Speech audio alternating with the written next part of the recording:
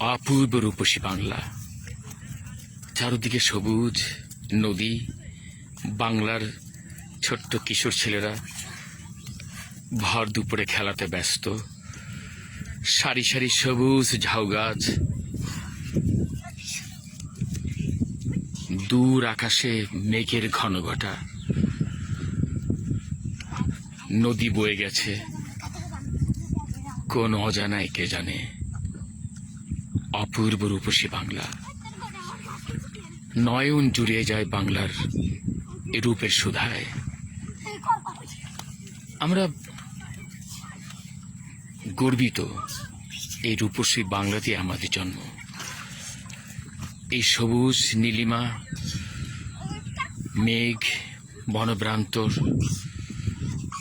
এই নদী, সব কিছুতেই আমাদের অস্তিত্ব যেন মিশে রয়েছে।